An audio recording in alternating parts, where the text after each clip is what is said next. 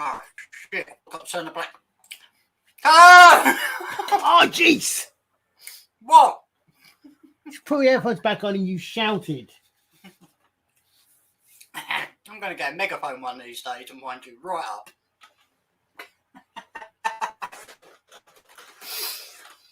I'll get me a towel. Hey, nice one, Darren. Anyway, welcome to the show, everybody.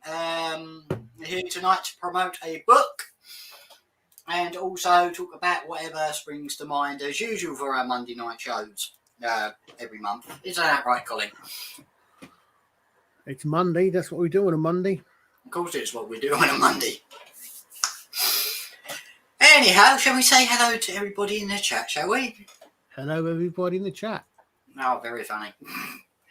Let's see who we've got. We have got the sensational Wendology. Good evening, Wendy. We have the Viking himself, Jim.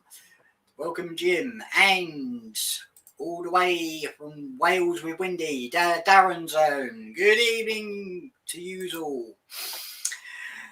So, right. Where shall we start? Well, we probably better wait a minute. Wendy and Darren are likely to be a little bit late because they're going to go 2/3 as fast as everybody else can. Because they're stuck in Wales, they're not allowed to go more than 20 miles an hour anywhere. No, they haven't lowered the speed limit, have they? Yes, they did it beginning of middle of last month. What? So you have to drive around Wales at 20 miles per hour? What? No, if pretty much anywhere there's a lot of places. Yeah. 30 mile an hour limits have now been reduced to 20 mile an hour. The idea behind this, right, is it's supposedly for the environment. So now instead of going at 30 miles an hour, you have to drive at 20 miles an hour. So it takes you half as long again to get anywhere in a lower gear, which is difficult to maintain anyway. So your car is less efficient. You're going to be stuck in more traffic for longer, putting out more pollution. This is the Welsh government's idea of solving the problems with the environment. I wonder how much drink they were drinking that night when they come up with that scheme. My preferred solution for actually solving the problems with environment or pollution is getting rid of the Welsh government, the Scottish government, and half the English government. That's another point. Yeah, but not only that, over the weekend I was in Brecon. I come back from Brecon. Yes. And we knew it was going to happen, and a lot of speed limits were halved. Not that I managed to get up to 30 in a lot of places anyway.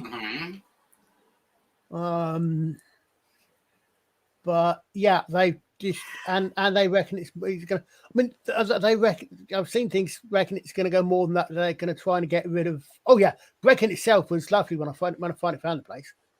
We were actually at the cathedral. Which makes Brecon a city. I think I actually went past the SAS barracks, which is amazing. So I'm sure that because if they had moved to Daring Lines, it's advertised as a yes.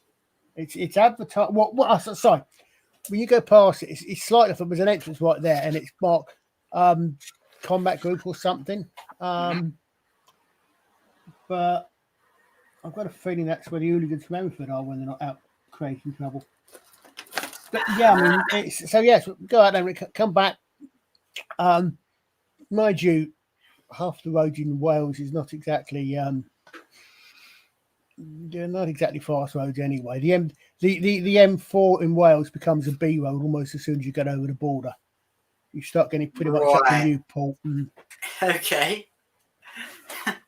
I like Wales. I hate driving to and in Wales. And Darren says the 20-mile road has exclusively traded for years on the M4. Yeah, too right. You're not kidding, mate. It's about 30. It's about 30. There's about 30. What 20 miles to the M4? Where if you're lucky, you go about 20 miles an hour. Mind you, I have to be honest. Of course, I'm usually going there on a Friday afternoon, which is not the best time. Yeah, but I just thought saying a 20 mile per hour motorway. Hey. They say the speed is 70, but the thing is, you got to drive at 20. Well, no, but mostly people are driving at 20 when they're stuck in a jam. Well, exactly. That's the thing is, you see it says 40 by an hour, and you think, I wish I'm stop-start. I mean, apparently, what I have seen is some people reckon it's supposed to be they're trying to just get rid of people using cars, want to get everyone on public transport. And I'm sitting there thinking, I know quite a lot of people who go to Wales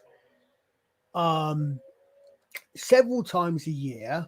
Yeah. I suspect could be not a massive amount, but I suspect could do add a little bit to the Welsh economy. I'd like to see how you expect someone to get a car full of armor, weapons, tents, etc., on a train. Yeah, you got a good point there. You know, I find it annoying sometimes when I've got to get my bike on the bloody train, but that's a different matter. I mean, the thing is, can I just say something, Colin? I don't want to interrupt with your next sentence. Most of the trains are bike friendly now, so it's more spacious. Oh yeah, you have no idea. Seriously, and I'm not being facetious. Mike, when I go, I don't take much stuff. My car is full. Right? All I've got when I go away for a weekend, all I've got is a 6'6" long bow. Yeah.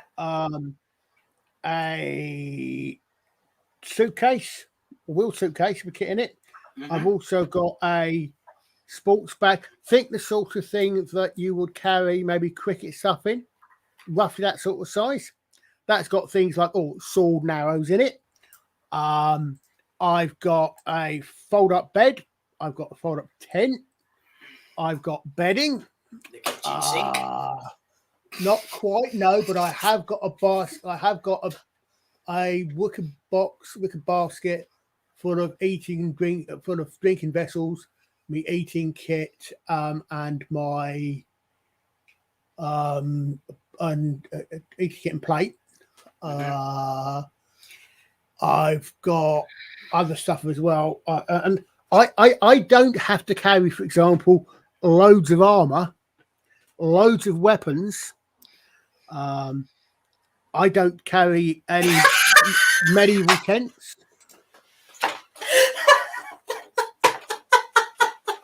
Good one, Wendy. I tell you what, sod the Avatar. But what I'm saying, you get the point.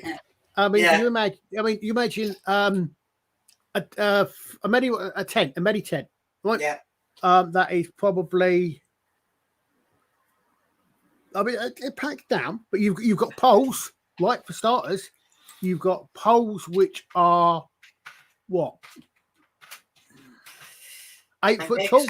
Yeah. 8 foot. You've got an 8 foot. You think of a picture, right? You think of a picture of a tent, and big white medieval tent, right? It's taller than yours, so it's about I say maybe 8 foot tall. So you've got at least one pole.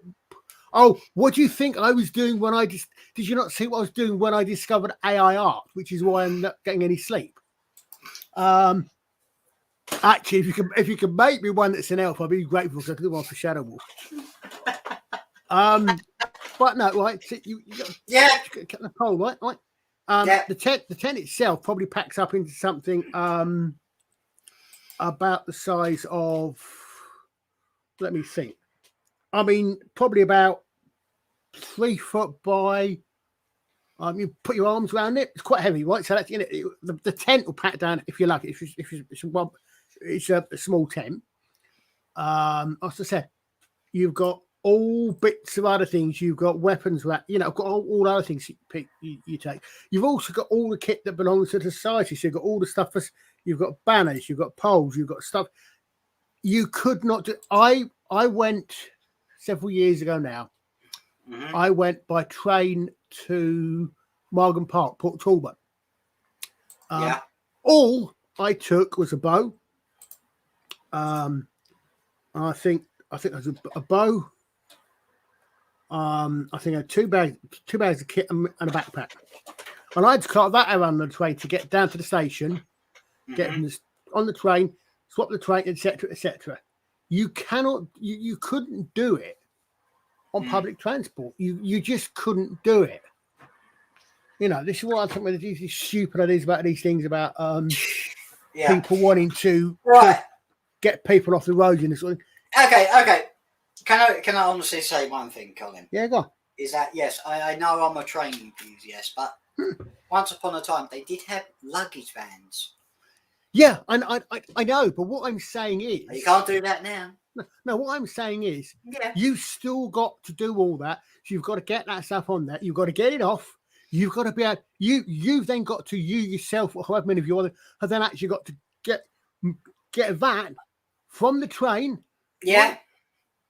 You've got to get out from the train to wherever you're going. So from the train to the taxi or whatever, it's it's an absolutely insane idea.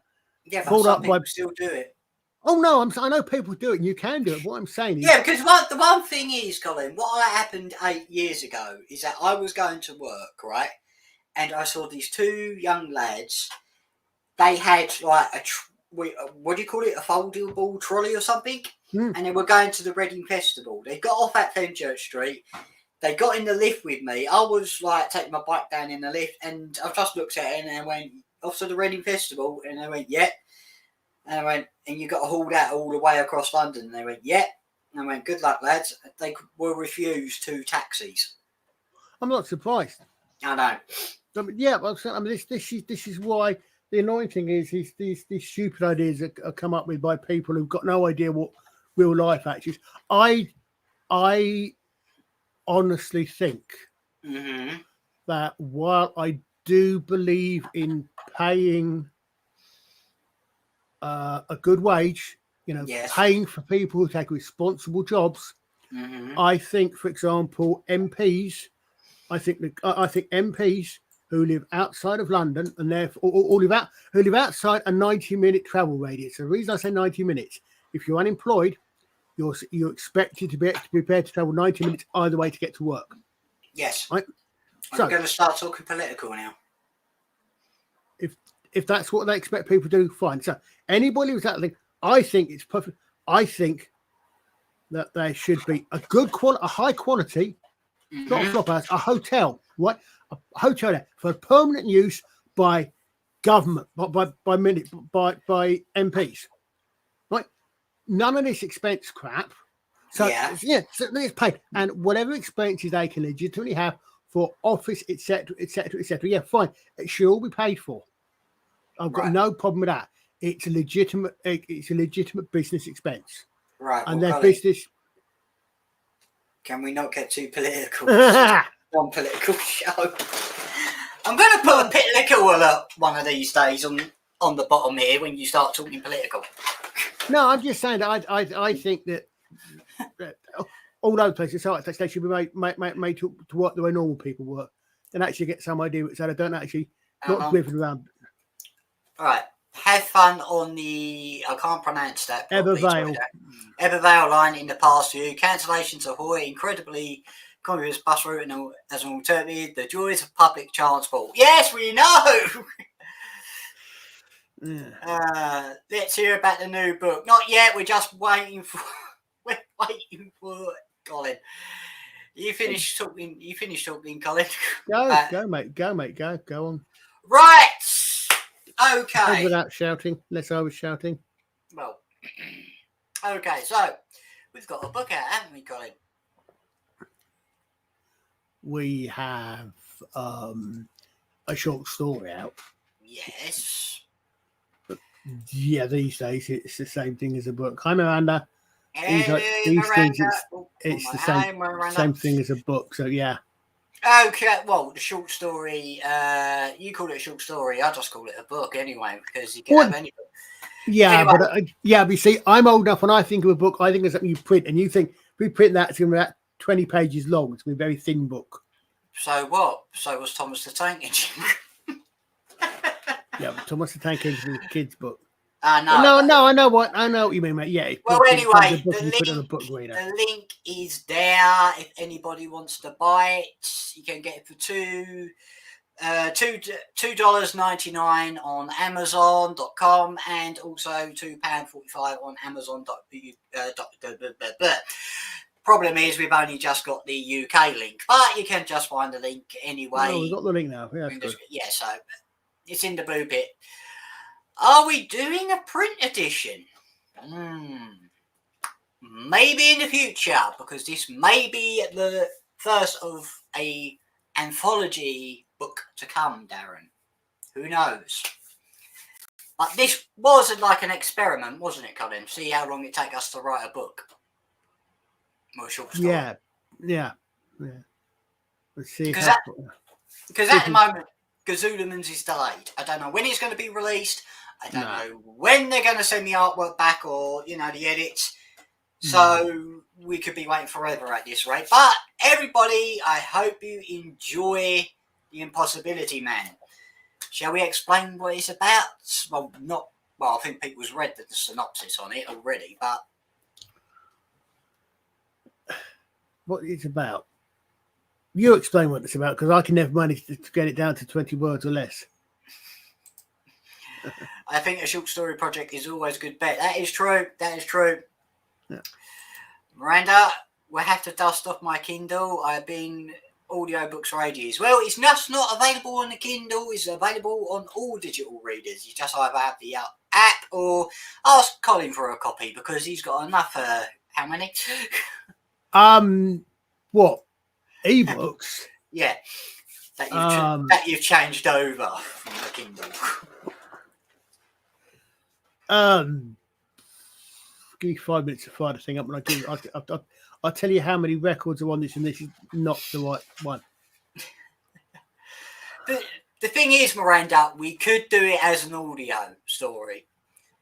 Problem is, we hardly yet know anyone who wants to record it as an audio story. Yeah, I don't know how you do about it. I mean, Brian Blessed doesn't come cheap these days. No. I know Rabbi has got something where he does stuff with an AI, but I don't know how that works. I'd love to. Do you know what'd be funny? I would get Siri to read. He was on a Rabbi chum. Do you know what? I should fire up Siri on my phone and get her to read the entire story out, right? And then record it as an audio book. Well, I don't know. I mean, I would imagine it's all you do is you get a text, an audio to text converter. I presume there needs to be some editing in the rest of it. But and he did I think someone put up on YouTube, and what it obviously was, it was they'd written a script, and it was about Doctor Who fans, and it was done as in the style of a news broadcast. So someone they got the old BBC when they used to have everything up to DDD breaking news. Yes, they had that going on, and in the background this one just read AI doing their bits. It was very cleverly done. I mean, there's some very clever things you can do with it if you know what you're doing these days. That's true. I mean, I think what you do is you need I've got the old theme tune music of the BBC 24-hour news, which is the right laugh. Yeah. Well, I'll get done if I put that up.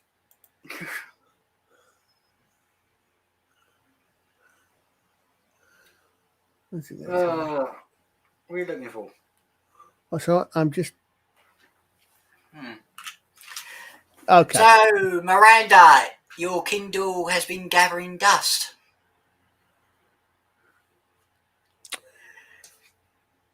That can't be right. 1,658 books is far too low. No, that's not. That's just what's on this one. There's a load more in the library because I haven't put everything on this version of Caliber. Well, yeah, I used to for a long time, but I've got a Kindle. I don't want, and I used to little bits and pieces, and I've actually been reading more stuff because there's a lot of stuff I read. What I tend to listen to is I tend to listen to something if I'm on a long trip. In fact, I haven't listened to the radio for years. I tend to listen to lectures, audiobooks, Big Finish and similar plays, or this is why Colin YouTube. doesn't know what modern music is. I know roughly what modern music is. If I stretch the definition of the word music. Yeah, there's a certain bit in the story that relates to music, and Colin did get a little bit annoyed at that when we were writing it. No, I just didn't know the song you were going on about. I knew You the did, Colin. It was in your era, for Christ's sake, and you never heard of it. I may well have heard of it. I just don't remember it. Well, give it a bloody listen. Oh, well, you've already listened to it because I had to put you through it when we were writing. Yeah, I did. And you still didn't understand the lyrics. This is true. But then, unlike a 75-year-old white lady on a particular flight, I don't speak jive. Well, the thing is, you don't have a gramophone record, do you? You didn't get a reference, did you? Well, I know Airplane, the movie. Exactly. It's all right. I speak jive. Fantastic bit of what's the word? Not subverting expectations. That's one language you don't hear anymore is jive. This cognitive, that's even cognitive dissonance. When you don't expect it, when you get this little old lady speaking fluent jive to these two 1970s black American New York guys, which you probably couldn't do any. You probably could. 95% of what I've just said would probably get me in trouble if I said it inappropriately today. We get. Oh yeah, we haven't been monetized yet, have we? I thought we're going to get demonetized. Yeah, but oh god, yes, you know, such a funny movie, especially the cracking scenes in it. Well, the really weird thing about the Airplane is I actually saw Airplane 2 before I saw Airplane. Yeah, I think I saw Airplane 2 at the cinema. I hadn't seen Airplane. Well, can I just say something? Right, this is not controversial what I'm going to say, right? But it is tasteless. There's a certain scene where a woman, right? I've got nothing against women being slapped, but you know what I mean, right? Yeah, I know the one. Yeah. When she gets hysterical. It is funny when they're queuing up with all known kinds of weapons. It's not fun when all the thing is, look, it's funny in the film, but in real life it isn't. So we leave that matter there. Right. I think I'm not sure, but I think Airplane. It was certainly one of the first, if not the first, in that. Yes, and what you do to the what she had to do to the automatic pilot when the balloon went down. Hold on. I've got to do something. Right, got the automatic pilot. I just got to put myself on full solo at the moment, right? I've got to do this for a laugh, right? Here we go. I've picked a funny day to quit smoking. It was wrong, wasn't it? It's the wrong thing. Yeah, that particular. Yeah. I was over under and under was overdone. Yes. Yeah. I mean, there was that. I mean, those. I said. I think it was, if not the first, certainly one of the first of that whole genre of movie, which was a pastiche on a genre. I mean, that obviously Airplane and Airplane 2. I mean, Airplane was obviously a pastiche, an homage to a mistake of the airplane disaster, the disaster movie in general. Well, they bought an entire film, right? Yeah, they did. Was They? called That's right, Zero Hour, right? And they took it and turned it into a comedy. yeah, they did. That's right. Yeah. But Yes, then, they were the days, Miranda. They were the days. I mean, because you had that, and then because I don't know, because around that time you had Hot Shots, Yes. which was the Hot Shots with Charlie Sheen and no, yeah, but I'm saying Lloyd Bridges. hot again, Lloyd Bridges and everything. I know. Hot Shots was a Mickey take of the Tom Cruise type, Tom Cruise genre, basically, wasn't it? Top Gun. No. I'm saying the Tom Cruise genre. Yeah, that's something that Tom Cruise tends to appear. We then at some point you started having the horror movie rip-offs, sorry, not rip-offs, the horror movie homages, etc., etc. Yeah. Well, But there was one horror movie, piss take. That's the kickstarted it, or sort of kickstarted. It was called Repossess. But nobody probably remembers that film. I vaguely remember the title, but yeah. Well, Repossess, yeah. Leslie Nielsen and Linda Blair, and it was a piss take of The Exorcist. Yeah.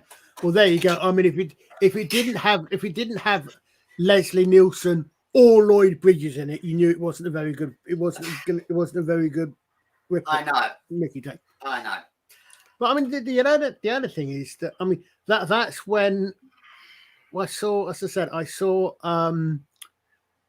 Airplane 2, and that's when I really gained respect for the Shat, because he was so obviously taking the clip I showed you last week. He was so obviously taking the piss out of the sort of character. Yeah. You can stand back, I thought he can stand back, and he knows what he knows how important that character is in his career, but he can still sit back. I thought they were great. But you look at the jokes that are coming up there in the chat. Mm-hmm. Those films, 50% of the comedy was the language. I know. It was the way the language was used. It was the Zuckerbergs who, not Mark Zuckerberg. I've forgotten the name of the bloody director. Someone come up with the name of the director of the film. I think one of them was Abrams. They're the geniuses behind that film. Yeah. I mean, the thing is that it's the sort of film where half the comedy comes from the language, and I really think, as far as I'm aware, English is probably the only language you could do that joke in. Right. In as much as if you translate that into another language. Yeah. If you translate it into French. Yeah, but don't forget they did over is just what I'm saying there is over is just going to mean over on top of, right? Yeah. English over means above. Yes. Over means on top of. It also, as it happens, is one of the ways you break your half of a conversation on a radio message. Don't you dare make me put the 20 minutes of history with Colin on. No, what I'm saying is, you need a language one for this. No, what I'm saying is, I know what you mean. The thing is, it's like that. Whereas I don't, Colin, Colin, I had done the photonic alphabet. I know how a radio works because I used to work with them. For Christ's sake. Yeah, shame you shame you can't remember what it's actually called. What? It's phonetic, not for. Sorry. Don't start. All right. Okay. All right. Shall I name every word from? Shall I name it? Every word from it. Anyone in the chat? Shall I do it? Do you want me to talk like me? Come out with all, all the words. There's only 26 of them. I know that. Well, 27 depending upon how you count one particular letter. Yes, I know. Go on. All right. Okay. Alpha, Bravo, Charlie, Delta, Echo, Foxtrot. Forgetting what comes after F. It's a game. Not Golf. correct. Shit. Hotel, Got it. India, Juliet, Kilo, Lima, Mike, November, Oscar, Papa, Quebec, Romeo, Sierra, Tango, Uniform, Victor, Whiskey, X-Ray. So, I've just muted Colin because he took over. I literally learned that going. Yes, but I was trying to jog my memory, you bastard. Hey, PJ. Yes, correct. Hey! That's American. Correct, PJ. Hello, That's PJ. American. Glad to have you here. Yeah, excellent. I noticed you've been posting a couple of things as well. Obviously, you're gradually weaning yourself back online. I remember that old, go on. Colin, would you like a cup of tea? I'm trying to, Abel Baker, Charlie, Dog. Yes. I think they used Echo. I think they used Foxtrot. I can't remember what golf. Yeah, but I was trying to do it, but you took over. No. I was trying to figure what was coming, what's next in the alphabet. So, shall I do it again? You kept saying the letters. Yeah, go on. All right. So, Alpha, Bravo, Charlie, Delta, right? Yeah. Echo, Foxtrot, Golf. What's the next letter? H. Hotel. I. India. J. Juliet. Don't tell me you're trying to bleeding remember the letters. No. I'm surprised. Come on. Hurry up. Speed it up. Do you really want me to tell you what the alphabet is? No, I'm trying to remember myself. Okay. Kilo. K. Kilo. L. Lima. M. Mother. Well, Mike. I think mine is the American one. N. Right. November. O. Oscar. P. Papa. Q. Quebec. R. Romeo. S. Sierra. Tango. T. Yep. U. Uniform. V. Victor. W. Whiskey. X. X-ray. Y. Yankee. Z. Zebra. That's American. Yeah, but we had to be taught that. Zulu. I know it's Zulu. Because if you speak in English, zebra. Thousands of them. Yeah, exactly. I'll tell you the reason I was doing that slow. I was actually having to translate back because I'm literally, I was 17 and a half years old, right? I joined the Territorial Army Royal Signals. I literally learned the alphabet, spelling, and looking at the back of a 4.5 ton lorry, going on exercise, coming back, and I was literally spelling out the registrations of all the vehicles we passed. That's how I got it in my head, to the point that it's in there. It is absolutely natural. Whenever I spell anything to anybody, my default setting is to go straight into phonetics.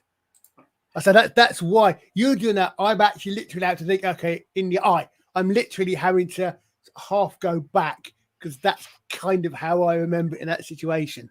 No, Darren, I think I hear a train coming. It sounds like a train coming.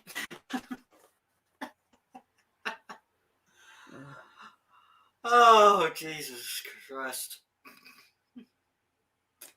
Well, we're trying to promote a book, but we're going really off topic, aren't we? Give him a second. Long pause.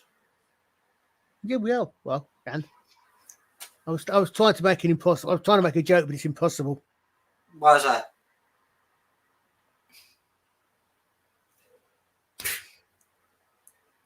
Over my head. Over my bald head.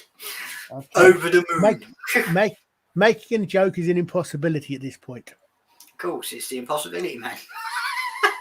Thank you. You finally caught it. Oh, shut up. Anyway, right, so here's the cover, designed by moi. Pain in the arse trying to get that bloody bolt, I tell you. So, anyone wants to buy a copy of the book, it's in the blue marker at the top or in the chat. And we've just sold another copy to whoever's just bought it. Thank you very much. The more people buy the copies, the more you can pay for Colin's trip. To go and see War of the Worlds live on stage. Because you don't like, because he's not into music, are you? I wouldn't say that. I am. Colin, have you? I don't. No, Jeff I White's don't. War of the Worlds? Yes, I've got it. Right, you've got it. But have you seen it live? Because I haven't. No, I haven't.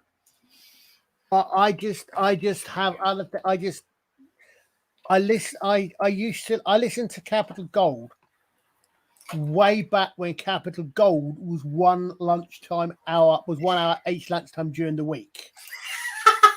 Right, I'm that old. Oh, Colin's stream. I don't have a camera. Think yourself lucky. But I'm that literally. I literally followed it. Lunchtime.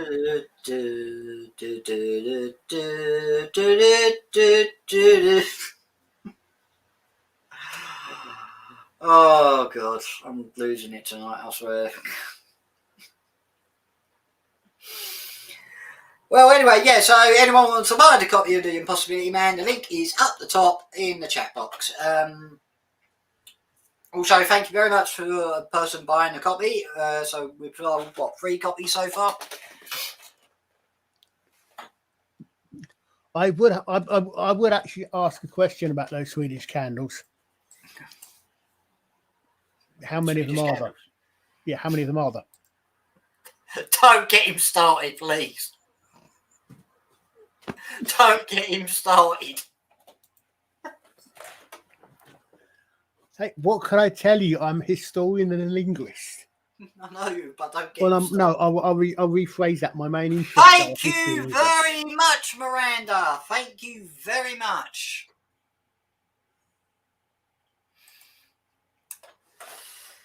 But anyhow,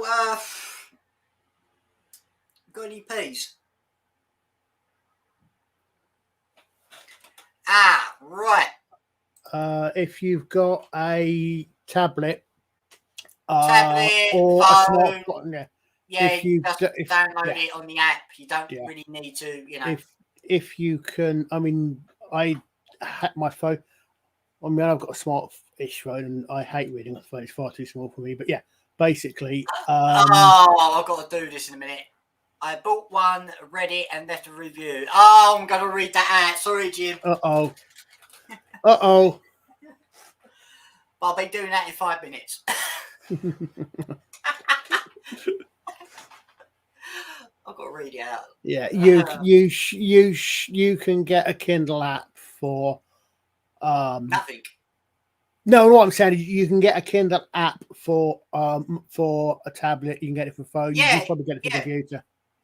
You can get the Kindle app. Yeah, refunds are available. Yeah, or you may find other if you've got a book reader that's not a Kindle, you may find it reads the same format. Yeah, just don't pirate it, please. Colin wants to get paid.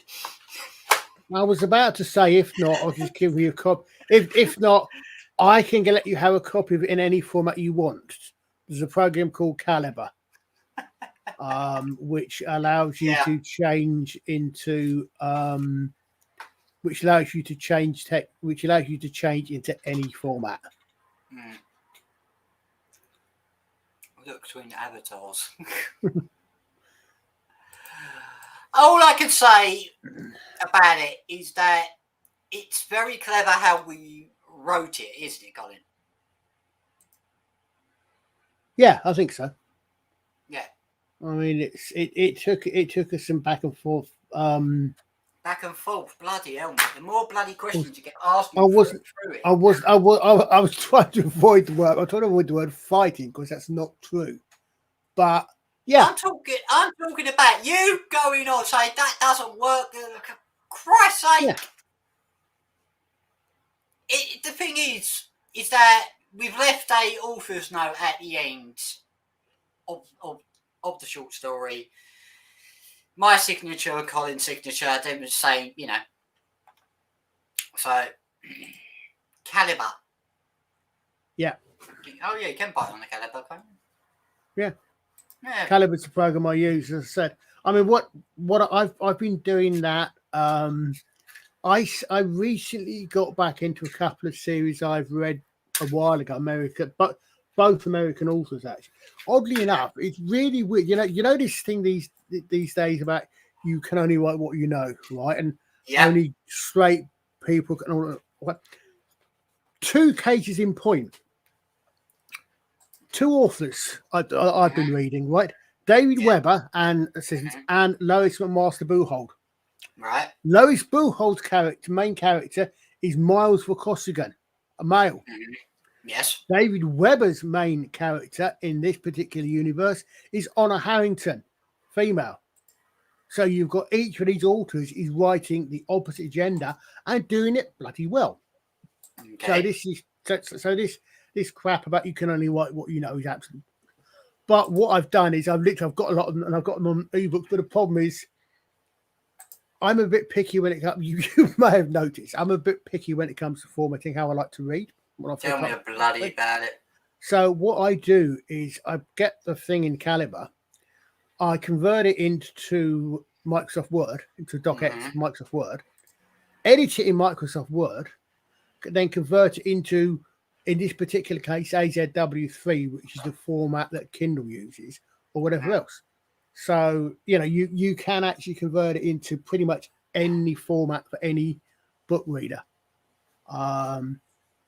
Although a lot of the stuff mainly comes as Mobies or EPUBs, are the other two major main formats. In fact, Mobi and EPUB is probably the format you should get most. So you can read a Kindle will read a Mobi file as well. Right, Colin. You know I sent you the link in the private chat. Do you want to look at the review Jim's left? Okay.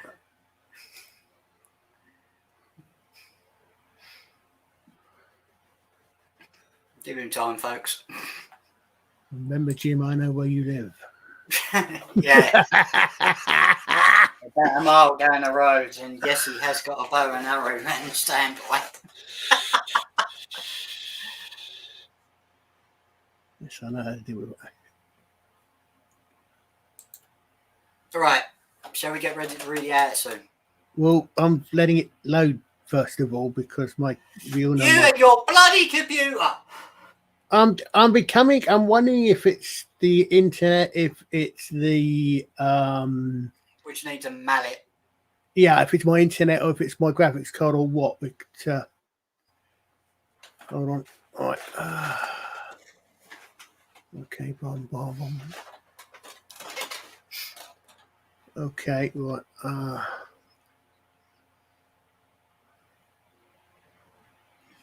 God's sakes.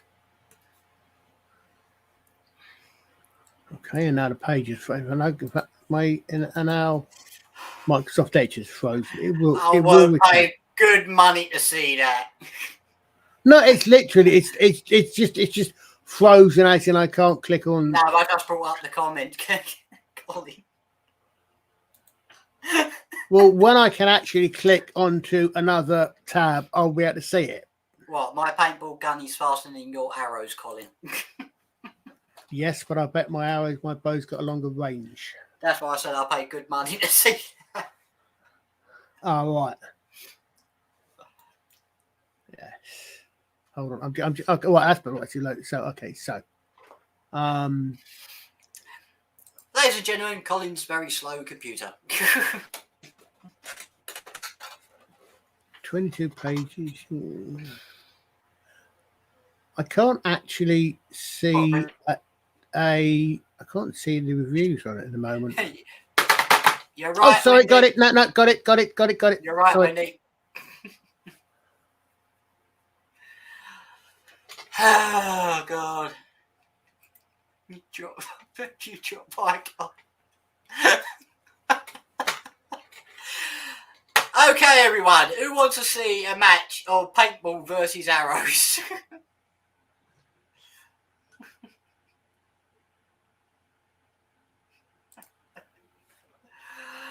Oh God.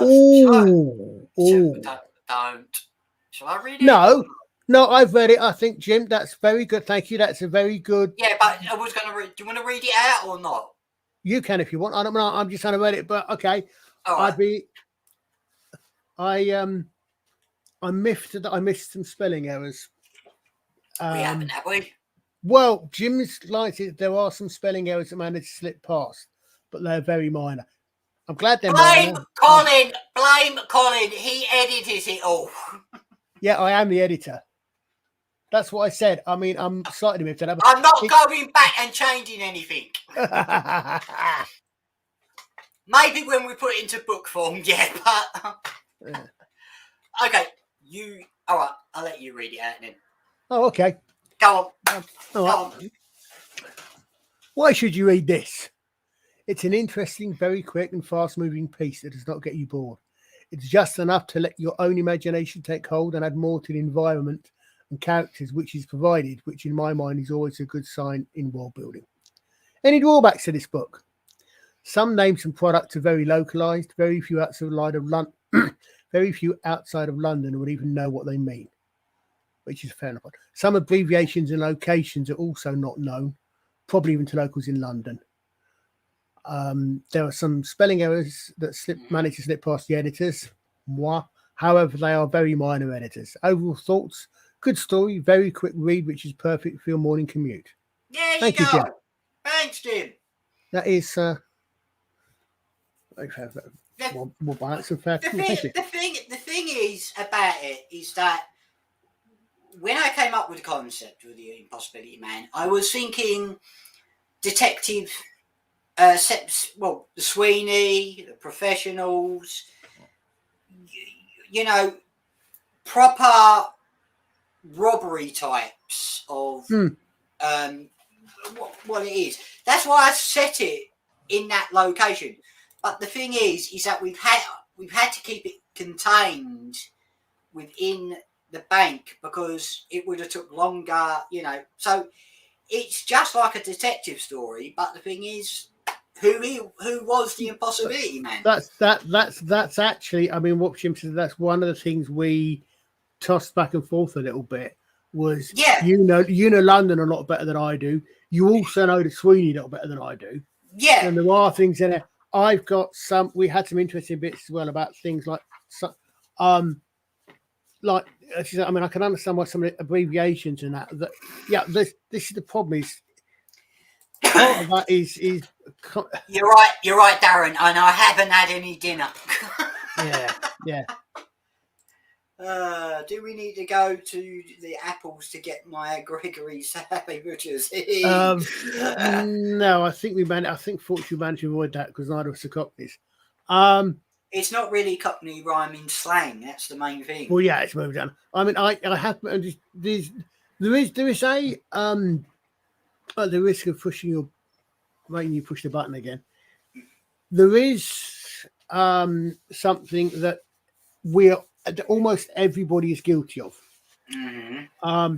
The technical term, especially if you're in communications, is jargon. Yes. Jargon is something that is specific to a particular trade, profession. For example, the word. Yep. Most people know what a word is. To someone who's done programming, a word is any string of letters between a space. Yeah. So if you do, for example, a number plate, A, 1, 2, 3, B, C, D. Yes, I know. A word. Yeah, I know. Yeah, no, what I'm saying is, it Yeah, doesn't have to be. but the thing is, people do have number plates where they're Oh like no, specific no, what? names. No, that's just that's just an example that you use. Come on. The thing is, it like a lot of things. It means to the general public, to anybody not in that sphere, Mm-hmm. a word or a phrase or something means something something a lot more general. Yeah. Um. So. So, because I've got some investigation law enforcement experience, and I've seen a lot of these things, and I've read a lot of, I've read and seen a lot of cop shows and spy shows and the rest of it. I've got things running set in my head that I'll put in there. No, we haven't wrote Miss Marple, have we? No, what I'm saying is what Jim was saying is it's a very valid point. It's a very valid point. I mean, one of the things I really like, you get some really good authors when you get a book, which Yes. doesn't really apply for short story, but you get a book. Like, for example, some of my favorite historical mystery writers, they'll have a glossary at the end. Or you find, I mean, the Honor Harrington books they've got, because of science fiction, and they've got a lot of things and lists of names, and they'll have a glossary so that people can actually remind. You find that with a lot of history books, true events in the military history, military members, etc., etc. So they'll come up, and you'll come across such and such, and the first time they mention it, they'll actually explain what it is, and then they'll have a glossary at the back. You know, it's as I said. I mean, all of which is to say that that's a very fair point, Jim. Yeah. And it's I think it's almost unavoidable when you're running up against The clock. no, not that, no. When you're running up against, you're trying to make something sound as authentic as possible, which is great. But the downside, if you will, of making something as authentic as possible is if your reader, listener, whatever, your audience is not familiar with that particular aspect, with that particular. No, they just could type the words into Google and understand what they mean. Well, yes, yeah, they could. But what I'm saying is, you do that, you come across something, it breaks the flow of reading a little bit. You know what I'm saying is, it's a two-sided coin. One side is, sounds really authentic. You get cops talking cop things, which sounds really authentic. The downside is if you're not a cop, you don't necessarily know what they are. Right. I'm going to throw this to Jim for a minute. Jim, what did you think of the resolve without spoiling it? Because I come up with that idea. What did you think of the resolve? Or the revealment?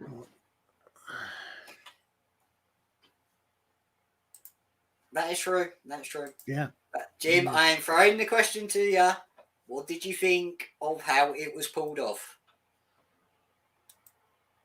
We're just waiting for the comment, ladies and gentlemen. Yeah. The other thing, which we were, or I certainly was quite aware of, was the fact that we were setting this 40 years ago. So I said, well, 1983, because the reason why I set it in 1983 is because it's not very modern, is it? Yeah, but so the thing is, again, there's things that were, there's a, for example, there's an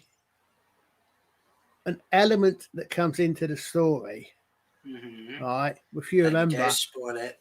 No, I'm not going to. I'm trying. I say which I didn't get for quite a while, despite the fact that I was alive at the time. Right. Okay. Right. It. Well, you wasn't alive in 1983. No. I said I was alive at the time. I was 1983. I was alive at the time. Right. I was in my early 20s. But what I'm saying is, things that because it's set like in the past, things that people again also might not recognize. Right, so I like the storytelling angle, separating the incident from the investigation to the result or the resolution. That was more clever play in in a story. Thank you very much. Yeah. There we go. Thank you, Jim. The proverbial 3 acts. Yes. Well, frankly, I was thinking about along the lines of Law and Order because I did see a few episodes of that. Well, Because yeah, you had the investigation, and then you had the court case at the end. Yeah. Because it's a two-sided coin. This is the thing about it's like, okay, let's get you talking Death in Paradise. Everybody, Death in Paradise fans out there, listen to Colin, right? Okay, this is the point at which RetroDoc needs to jump on, but Yeah. Anyway, Death in Paradise. You got the murder.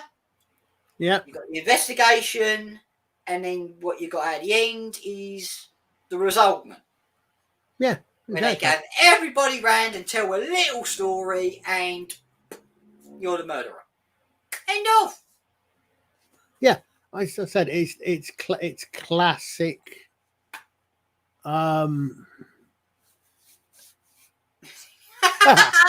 Thank you. It's classic. What yeah? Well, let's put it this way: at least 9 of our characters became villains or citizens of a fake doctor, or starred in a repeat of a much better 1970s sci-fi show. Sorry, that's Law and Order UK. Not everybody have seen that one. It's a good classic formula. Were you talking about the book or Death in Paradise? Well, no, the whole thing. She's right. It's the classic 3-act. Yeah, because the thing is, I grew up watching with my family on the Sunday evening Poirot, and sometimes you just got bored of it. But when I grew up a bit, I did watch some episodes of Poirot, and I found it really interesting. Yeah, I mean, this is the thing is that there is a this is another one of the things why you get a lot of people don't like a lot of modern entertainment. Bollocks of modern entertainment. Because not only because a lot of the storytelling is absolute pants, or more precisely, what kids leave in their pants. Don't get him started, Miranda. No, all I was going to say. Where's Julie when you need her? Exactly. Yeah. I mean, RetroDoc, Gary and Julie, where are they? Yeah, I like Poirot and Marble. Yeah. Death in Paradise is it's a. Miranda, do you remember the old Miss Marple films? I forgot the name. Margaret Rutherford. They were bloody good because I watched a few of those. Rutherford, June Hickson. They were, but Margaret Rutherford were more comedies anyway. Yeah. So back to what were you saying, Colin? I was like, Death in Paradise is one of those shows where it's a small ensemble show. Yeah. And it's one of those shows where there is a very particular hook. The hook being an Englishman, specifically, preferably a Londoner, completely out. It starts off completely out of their element. Yeah. Which is why for your first stories, you've got the main protagonist walking around Guadeloupe, doubling as the fiction line of Saint Marie in a 3-piece or 2-piece suit and tie. Yeah. But other than that, it is a detective procedural show. Yeah. With characters. Well, next year I'm going to book a holiday to Midsummer. Okay. Can I? Does that mean I have to run the channel on my own?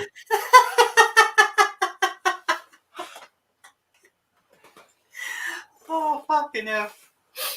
My mum watches too much of that. Miranda, if you get the chance, I would recommend starting with the first episode. Which one? Of A Death in Paradise. Oh, I thought you were talking about something else. Like I said,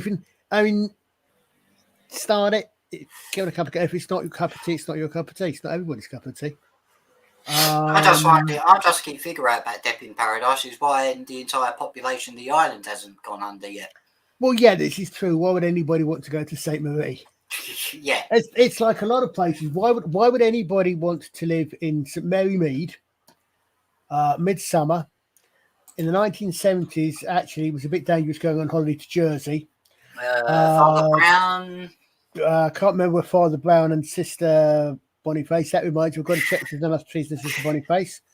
Where they're set. Is that what her name is? Boniface? Yeah. What, an unsolved murders? Yes. What will they think of next? Father Miller. I might give that a look, Wendy. Yeah. Father Miller, the nerd father, if you know him, understandably is not a fan of. No, not Sister Fidelma. Sister Fidelma's. Sister Fidelma's a fictional one, set in the early 600s. She's actually at Cabot's Cove. Yes, that's one around here. Another one. Sister Fidelma is an interesting. Again, that'd be a great crossover. Yes, exactly. Well, then again, you could go down to where the heck is it that Humphreys now? Cornwall, Devon, Taunton. Yeah, he's down there. He's in Taunton, which is doubling as somewhere else, or vice versa. Wherever else that Ian and Martha moved to. Yeah. Yeah, but sorry. Sister Fidelma is an Irish, is a Catholic. Sorry, is a Celtic Rite nun from the 7th century. Another one of you ones is really good for finding out about history. I think Cadfile solved murders. Cadfile did, yes. Cadfile again. Cadfile is probably one of the Edith Pargeter. So you used to get mixed up with Catweasel. Yeah, Edith Pargeter's also shot a lot of history ones. She wrote the Brother Cadfile ones under the name of Ellis Peters. Brother Cadfile is who my first reenactment character was partly based on. An ex-archer who became a monk, became a friar. But again, really good for learning about history. I learned the Sister Fidelma mysteries are why I learned why I connect Dracula with the Catholic Church, with the Catholic Church. Do you know where Dracula lands? Shit. If you don't, it's a shit. Yeah, it's a northern. Anybody in chat? Do you remember where Dracula actually lands in the UK? I know. Oh, for fuck's sake! I've been there. I stayed in a pub there. Sure, I'm not.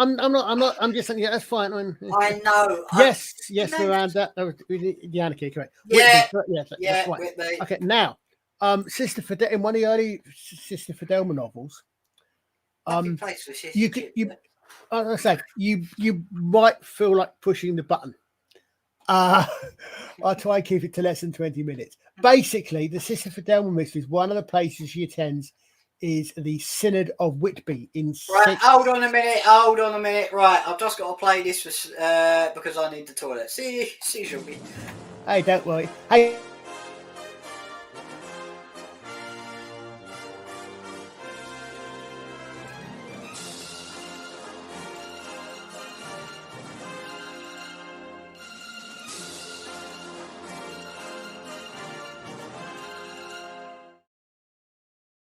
This could get very complicated. If I remember right, the Synod of Whitby, somewhere, I think it was in 666, but I could be a few years out in that, sometime in the 600s. Whitby, North Yorkshire, I think.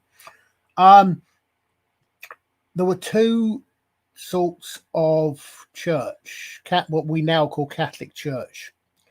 There was the Roman Rite and the Celtic Rite. and England. I just remembered I got to put the bin out. England was kind of split between the two. So you had examples where a king will be celebrating Easter a week ahead of his wife, which was a bit difficult when it came to things you weren't supposed to do, for example. And they had a synod at Whitby where I think was one of the ones where they decided things like where it was decided that the Roman, what we now call Roman Catholic rite, would take over, which is why it's called Roman Catholic. Which we call it Roman Catholic because it's the Roman rite as opposed to the Celtic rite. The Celts, for example, had mixed religious houses. Roman sin, a lot of things like that. But that's why I learned that from Sister Fidelma. Sister Boniface is a spin-off of the Father Brown mysteries, and it's actually, even though it is in some places, it is what we would probably consider horrendously woke. Sorry, popcorn hasn't been invented in my time, Miranda.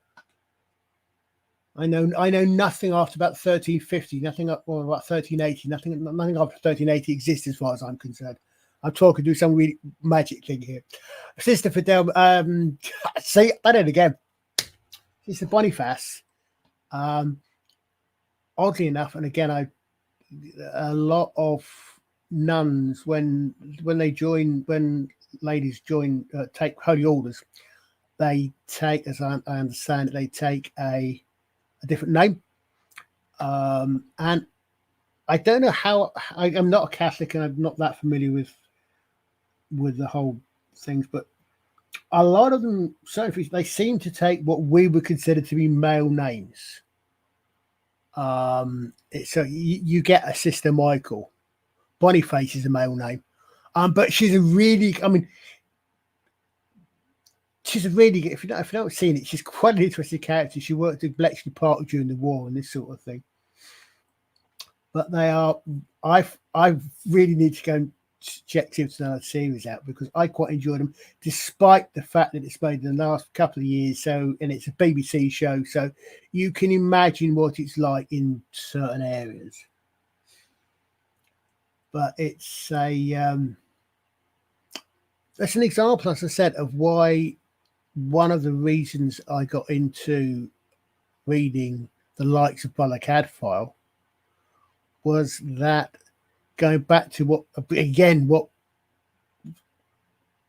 Jim mentioned about words not being known, is I've literally got somewhere, I've got a document which is literally a glossary copied out of numerous historical, mainly medieval murder mysteries, of terms, words, concepts which we don't have these days, but which I picked up because the authors are good authors, they're good historians, they've done their research, so they will say. I learned quite a lot of my history from. Yes, I've read the books when I saw the series as well. This is why I was. This is 1/3 of the reason why I'm very, very, very, very, very with the BBC. When we could have had Caligula versus Brother Cadfael and Claudius as the master. I mean, can you imagine the master played as a cross between as an evil version of Brother Cadfael and Claudius? I mean, two of Derek Jacobi's probably two of his most famous roles. Yeah, the book. The good thing, again, with a lot of these books, as with a lot of books of the time, they are not they're not Game of Thrones. They're not Dune. They're not massive, great, thick books. A lot of Agatha Christie. Again, I had a lot of Agatha Christie, Marple, Poirot, and the others. And again, they're 200 pages long. So they are all reasonably quick reads compared to the sort of things that you tend to get these days when it's 500 to 1,000 pages.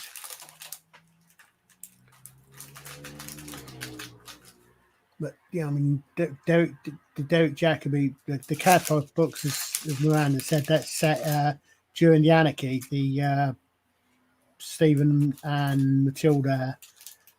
I personally would say the first English Civil War, but then again, I'm a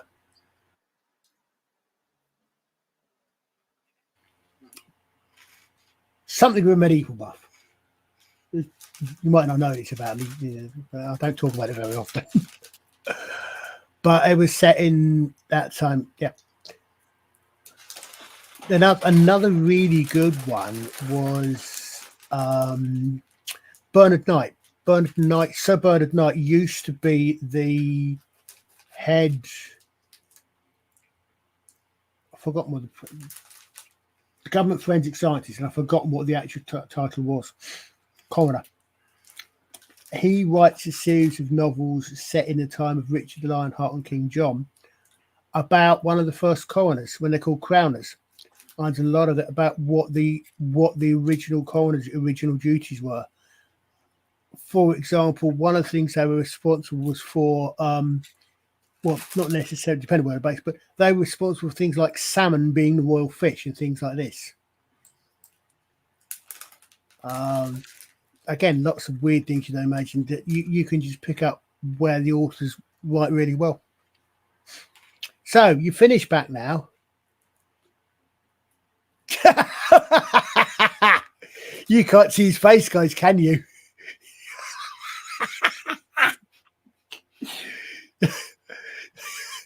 So Alex sitting there and eating some crisp, and he just came in. I said, "Have you finished now?" He's weird look. What, me? No, okay. Yeah. I wonder. I suspect that Henry V is probably the Shakespeare play that most people will know quotes from, even if they don't know their quotes or lines from Henry V. You've got the entire St. Crispin's Day speech. Tomorrow is the feast of Crispin, he that fights with me upon this day, etc., etc. You've got the Harfleur speech, which is where we get once worn to the breach. Once worn to the breach, defends will close the walls up with our English dead. That's Harfleur. That's not actually Agincourt.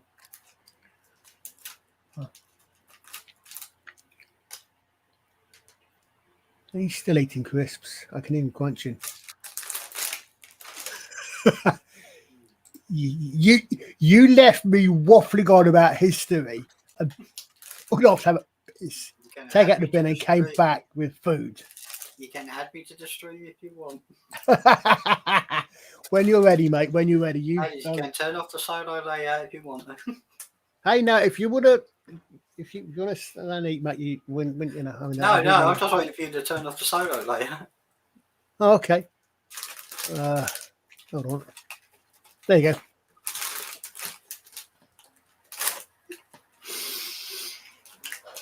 What do you think I'm doing while I'm listening to him? He's there, so baseball in the station is gentlest condition. These are not crisps, these are called burger bites. I'm sorry. Gentlemen are now in England, now abed, shall think themselves accursed. They were not here, and hold their manhood's cheap when speaks any who fought with us upon St. Crispin's Day. Used to know most of that speech off the top of my head. But yeah, exactly. I remember right from the film Renaissance Man. Yeah, well, yeah, but yeah, as I said, I mean, Romeo and Juliet's got a few lines people remember. Hamlet, obviously. We're talking Shakespeare now. Well, yeah, and it's just because I'm saying that when he mentioned Henry V, and I said I think Henry V is certainly one of those ones which most people in the Anglosphere, shall we say, with a well, up until recently, I would say English education have probably will be familiar with phrases taken from that play. even if they don't know that's where that place come from. Yeah. Shakespeare's credited with inventing something like 1,000 words off the top of my head, or coming up with 1,000 concepts or ideas. He's probably Shakespeare's probably as far back as you can go. Yes, Hamlet also went. So it's a toss-up. I one of these. It'd be interested to actually do a list from them. Hamlet, Macbeth. I always get the two of those confused for some reason. I can't tell the difference between Scotland and Denmark. At least one of which was based on Hamlet. I think Hamlet is actually based on a real character. Yeah. Quite a lot of his. Well, Romeo and Juliet, I don't think are. Obviously, all the kings, etc. Henry, all those ones are based on real ones, but some of the other ones as well. Toilets and Cressida is, I think, based on a Roman myth. King Lear, which I didn't know, but apparently that's Lear was not a real king, but he's a mythical king, I think, of England. Yeah, exactly. I said I think Shakespeare is generally about as far back as you can actually go for a modern person.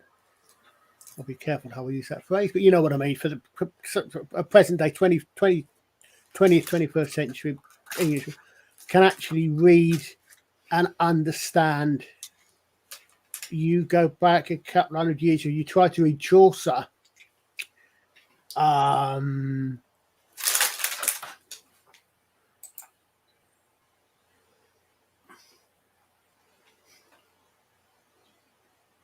Don't know that one. I'm trying to think. I'm not that familiar with the Shakespeare. I'm trying to think which ones would have been in Wales.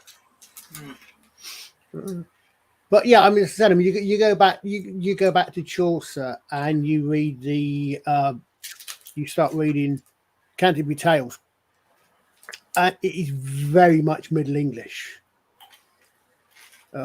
Windy Apple, I can't remember this, but it's a language I'd quite like to actually massively improve my knowledge on. Thank you. Give you an example.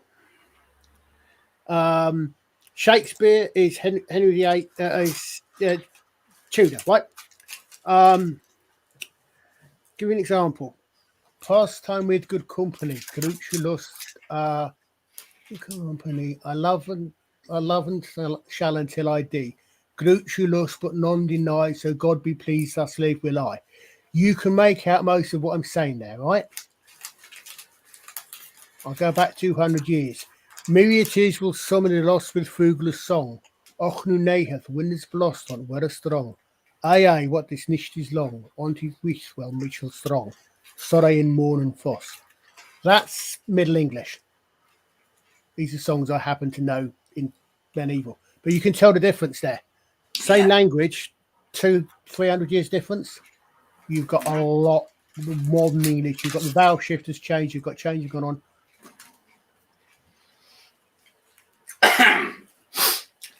I don't think anyone's noticed what I'm doing at the moment. Hold on a sec. Wait a minute, PJ. I don't remember there being any Wookiees in Hamlet, in Macbeth. It was the great Wookiee Chewbacca. So, yes, I know. Yes, the great would have done an age, yes.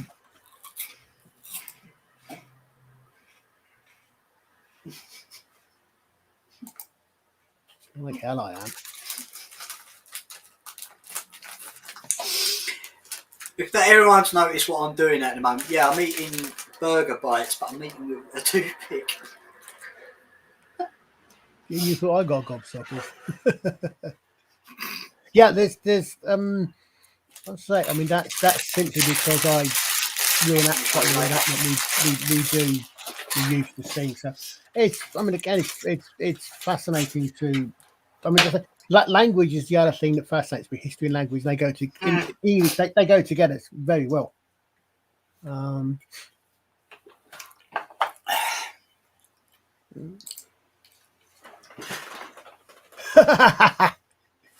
Colin, you know you can click on them. Yeah, I know. I know that. Keep forgetting to That's bring all it right. up. No, it's all right.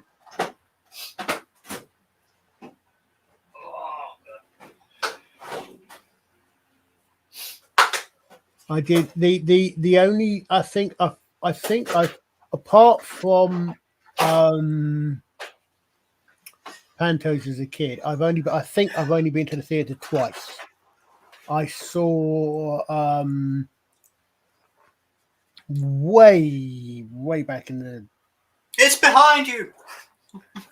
no, it's not. Way back in the 70s. Oh no, it isn't. Way back in the 70s, I was on camp and I went and I saw Marty Kane in concert at Skegness. And when I was a kid, we were doing Henry IV Part 1 at school, and we went to the theatre to see that.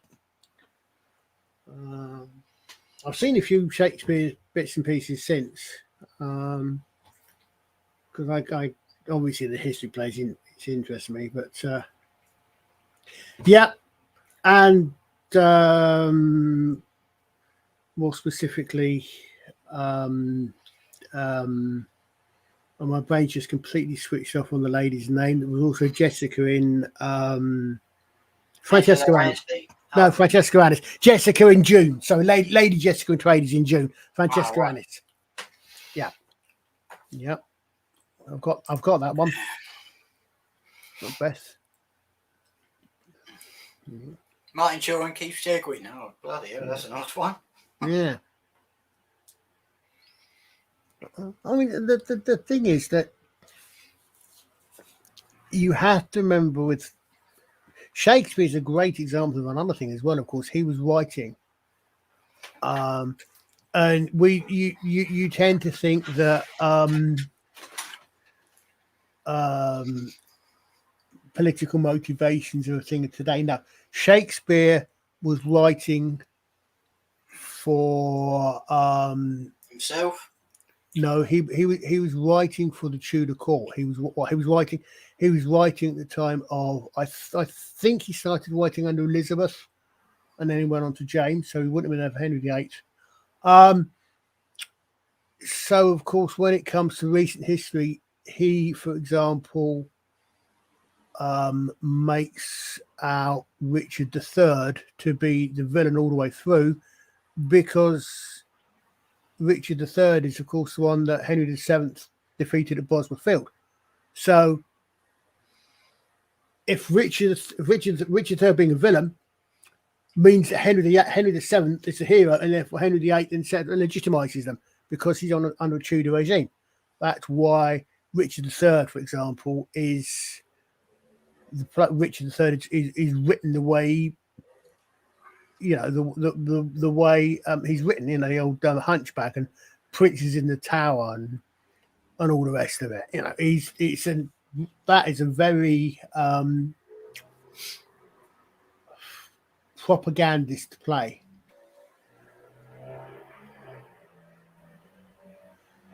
But it's, I mean, he's I mean, think about it, though. I mean, Shakespeare, you've got, if you take, we were saying the other week, don't we, about Romeo and Juliet. Romeo and Juliet, a lot of people also know that as West Side Story. West Side Story. Live in America. Yep, but West Side Story is Romeo and Juliet. It is especially Romeo and Juliet. It's Shakespeare done for updated for, and I hate to use this phrase, but it's appropriate in this case, for a modern audience, done properly. Anyone fallen asleep yet? Well, come up with something else then. Yeah, I was going to mention something else. Go on then. Carry on. I'll be ready in a minute. Don't blame me for whittling if you've got nothing to come and talk about. I've got something I mean, I personally don't like personal taste. Obviously, I personally don't like, for example, when you see they'll do a Shakespeare play, and they'll do Shakespeare play. They'll do Macbeth, or they will do Hamlet, or whatever. They'll do As You Like It, word for word as a play, but set in 1940s Italy or something. Yeah. Or, of course, the correct answer, when shall we meet again? Well, I could do next Thursday. For those of us who read Terry Pratchett, you know the answer to that one. Meet again, don't know when, don't know where. That to me never heard that song. Of course I've heard it. It's Dame Vera Lynn. There you go. Interestingly, the other one, if you're going to go that one, is There'll Be Bluebirds Over the White Cliffs of Dover. No, it'd be bluebirds shitting over the white cliffs of Dover. No, there's a problem with that song. Go on. It was written by an American. Bluebirds aren't native to Britain. It was actually written by an American. Which I wasn't aware of until when I first heard it. It's a great song. It's one of those songs when it's like to come out of the war. It's one of those songs when I think it should be done with the appropriate emphasis. Tomorrow, when the world is free. It's like there's another song which I think should always be sung one way. I was really, really disappointed when I found it was written for the when I found it was apparently written for the film. But there is one song which, to my mind, great song, lovely song that is, should be sung one way. It should be sung through by a male voice. The male voice starts repeating and he starts breaking. Excuse me, I'm doing it myself. He starts breaking up, in which case he's joined by. See, I know what I'm saying, and I'm choking up on this one, but it is broken up. He starts saying like he's broken up. I'm waiting for someone from the audience to actually manage to work out what I'm talking about here. He's then joined by a female voice. Goes on for a line or so. He's joined by young voices. He's joined by several children. And he's then joined for the last couple of lines by the entire audience. Preferably singing the last line at the top of their voices. Talking about. Probably not, because I'm a nutcase and I'm probably the only person that feels this way about this particular very famous song. Good God, no. Good God, no.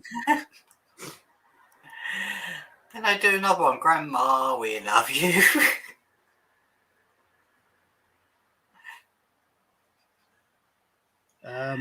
Said male voice should sound something like Christopher Plummer. That should give it away.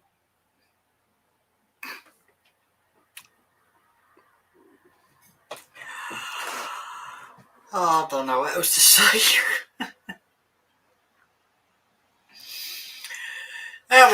Shortly thereafter, shortly thereafter, you start singing "Joyous as You March" over the Alps, right down to come down about 20 miles away from the Berghof where Hitler lives, because that's where they filmed it. Where she comes. No, that's where they filmed it. Hills are alive. Correct. Music. So go back and work out what the other song I'm talking about is. Well, it's not about the lonely go to the light. No. It's the song that says "fuck you" to the Germans at the Anschluss taking over Austria.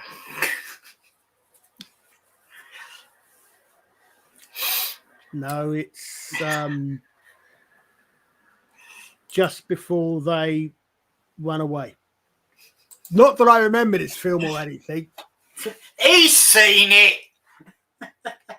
Everyone's seen it. Of course, everyone's seen it. It's a flower. I've been tortured by it. It's a flower, obviously. And being as I speak both German, I like German, and I can speak German with a German and Austrian accent. I can pronounce it both ways. That'd be great. And Robin Hood Mirren types the German version for you now. Ja, gut. Ich spreche Deutsch. Perfekt.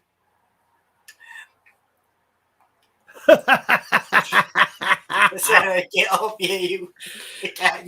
Kids.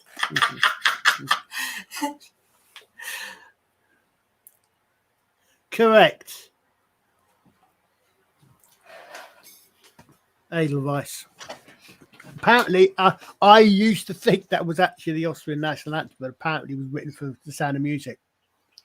It's a lovely song. That would be hilarious. The Austrian national anthem from The Sound of Music. Yeah. Well, no, I would say the weird thing is, right, very famous film. Right. Based on a true story, obviously. Yeah.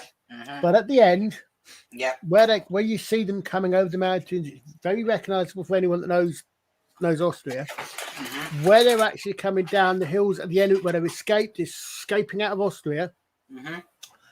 they are actually coming out of the Alps into Germany, about 50 miles away, I think, from the Berghof, which was Hitler's mountain retreat. What, they were going, hello! Yeah, well, that's obviously not where the Von Trapps went. The Von Trapps, I think, I'm not sure where they went, but they went a different way.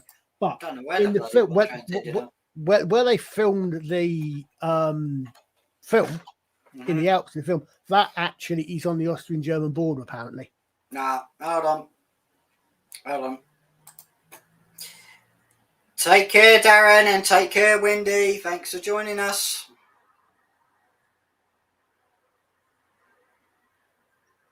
Oh, Who am I yes. to disagree? Yep.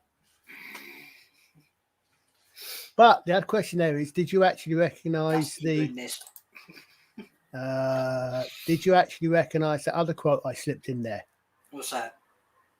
Ich spreche Deutsch. Perfect. Yeah. I speak German.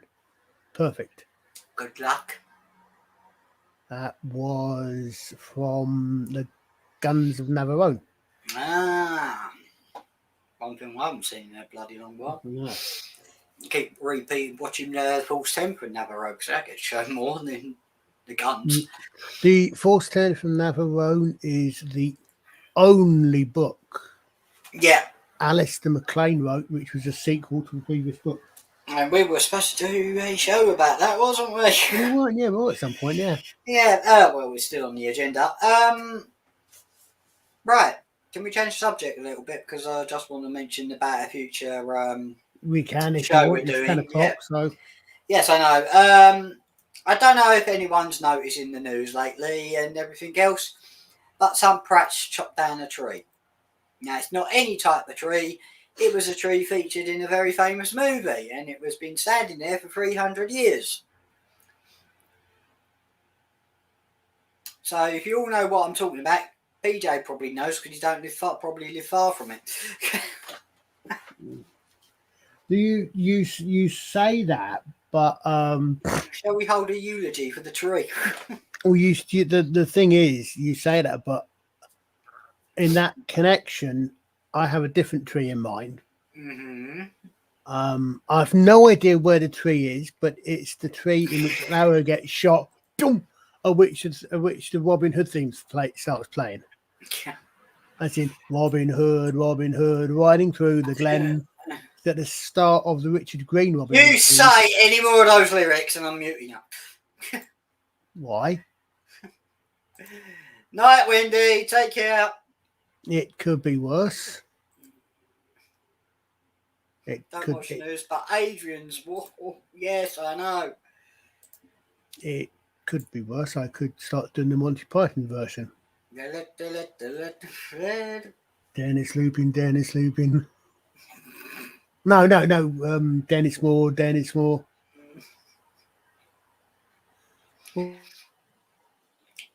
Okay, well, no, it's absolutely ridiculous. Is that we're going to be talking about Robin Hood on the 14th, and someone cuts down the bloody tree, Hmm. and they're blaming the storm.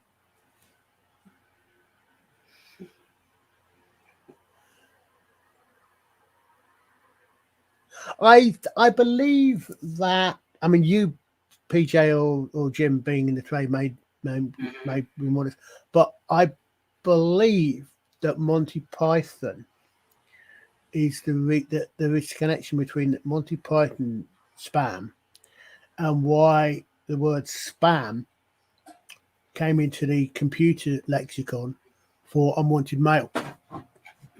I've seemed to recall hearing somewhere that there is a connection with that. That there's some connection to that. That's why you get spam mail. No, that's why you get the phrase spam mail. You get what I mean, obviously. Monty Python didn't make people send spam, spam, spam, spam, spam, spam, spam, spam, spam. Spammity spam, wonderful spam. And then it inspired a musical called Spamalot. It did.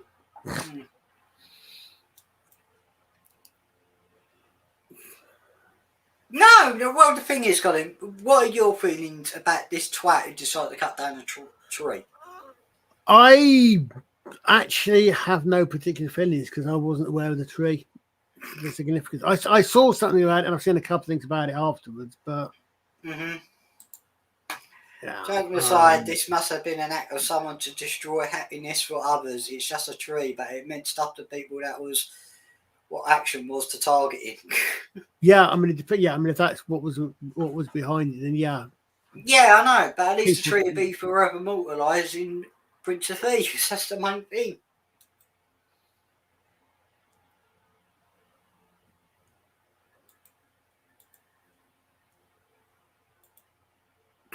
I don't know. Nah. Problem was, what was in it for the tree?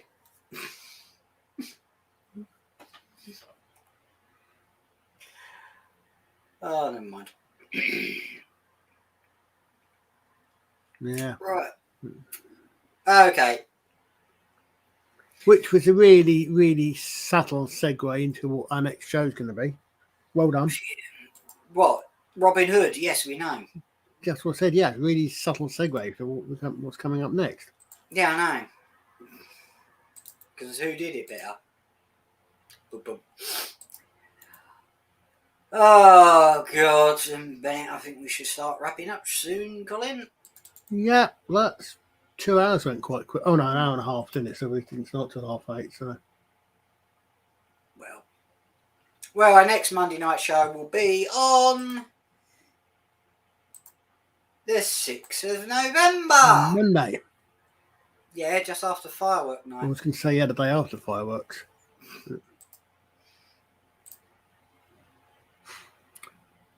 Which would be a laugh. Any fireworks keep going off. I was going to say, yeah. So, in otherwise known as probably about in the middle of the fireworks season.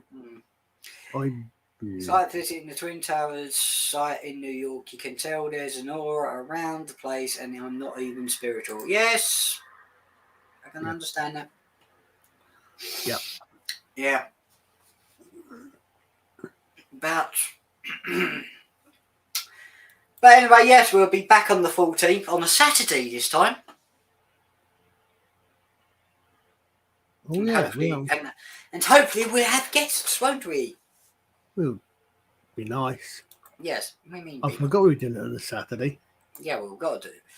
The term has made in early forms web with users frequently posting spam on the message boards in to push off text screen that can take control of the conversation. Yes, that is very understandable. I said, thanks, Peter. I mean, I'm sure I remember seeing somewhere that it had some connection to Monty Python. Maybe that was it. I don't. As I said, I mean, I don't know the details for that one. It's far too modern for me to understand to know these things. You want to ask me where the phrase "under your hat" comes from? I can tell you. You want to ask square me and things like this? I can tell you, but no, modern terminology is far too modern for me. Right.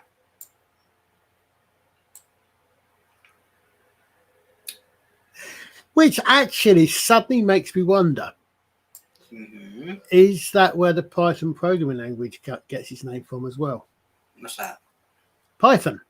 There's a programming language, I think. Is it a programming language or a programming language of some sort, I think, called Python?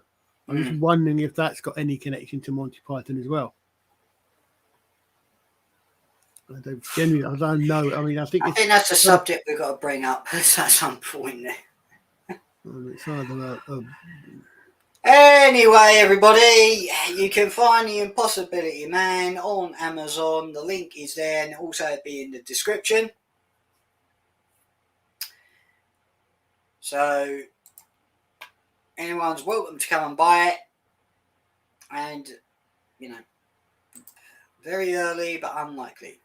Right, that's literally just occurred to me when you put that one up. Because for the Python rather than Monty Python, I would imagine is why the brain made the connection. Well, oh shit, how do I remove it? Oh, bugger.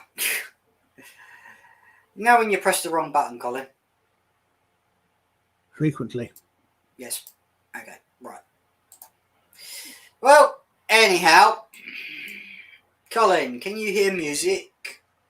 No.